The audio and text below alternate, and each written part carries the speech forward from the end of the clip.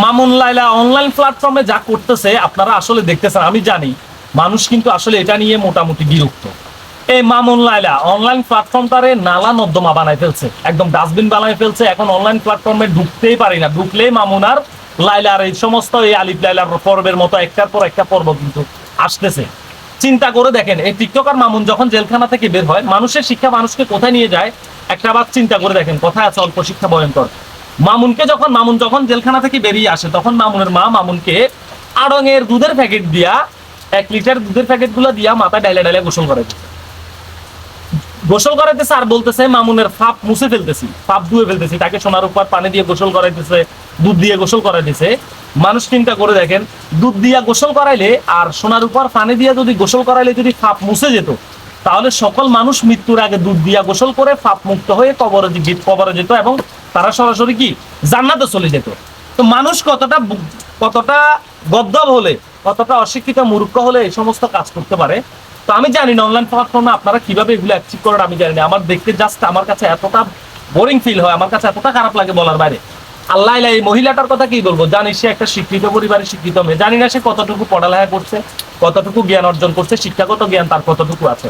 তা আসলে সামাজিক তার চলাফেরা, তার আচার আচরণ, তার কথাবার্তা, তার চাল চলন দেখে মনে হচ্ছে না যে সে কোনো শিক্ষিত মহিলা বা শিক্ষিত পরিবারের ভদ্র পরিবারের নারী।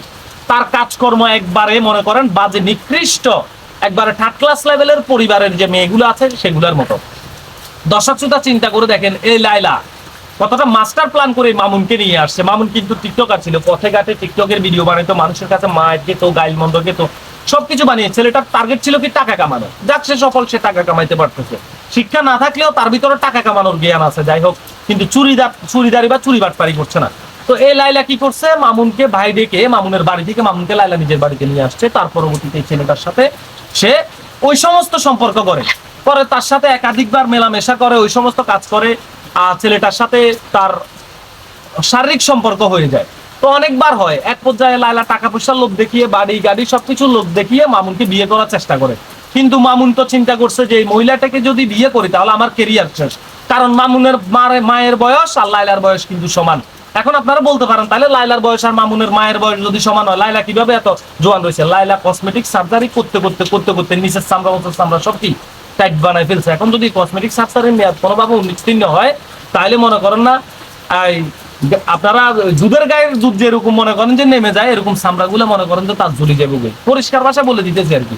তো মামুনের মা হয়তো বা সে একজন গ্রামের মহিলা, তার সে সাজুগুজু করতে পারে না, কসমেটিক সার্জারি করতে পারে না, তেমন পরিপাটি চলতে পারে না, বিদায় ওনাকে বয়স্ক লাগে। কিন্তু না, মামুনের মায়ের বয়স আর লায়লার বয়স কিন্তু সমান। তো এই নারী কতটা নির্লজ্জ হলে সে মামুনকে বিয়ে করার চিন্তা ভাবনা করতে পারে? সে মামুনের সাথে ওই সমস্ত কাজ করে, টাকা পয়সার লোভ দেখিয়ে, তার বাড়ি গাড়ির লোভ দেখিয়ে মামুনকে বিয়ে করার চেষ্টা করে। মামুন সেটাতে রাজি না হলে সে তার পরবর্তীতে অন্য একটা পদক্ষেপ নেয়, যে মামুনের সাথে তার সাথে ওই সমস্ত কি কাজকর্ম হয়েছে।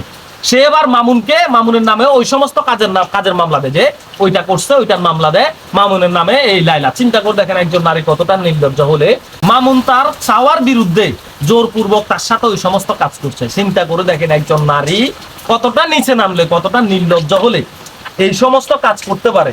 মানে এটা ভাবার বাইরে, এটা ভাবতেও আমার কাছে খারাপ লাগে, কষ্ট লাগে। তো আপনাদের ব্যক্তিগত মতামত কমেন্ট বক্সে জানাবেন, আর ভিডিওটি শেয়ার করে দেবেন। লায়লার ব্যাপারে কিছু কথা কমেন্ট বক্সে জানাবেন, মামুনের ব্যাপারে কিছু কথা আপনারা কমেন্ট বক্সে জানাবেন। ভালো থাকবেন, সুস্থ থাকবেন, আল্লাহ হাফেজ।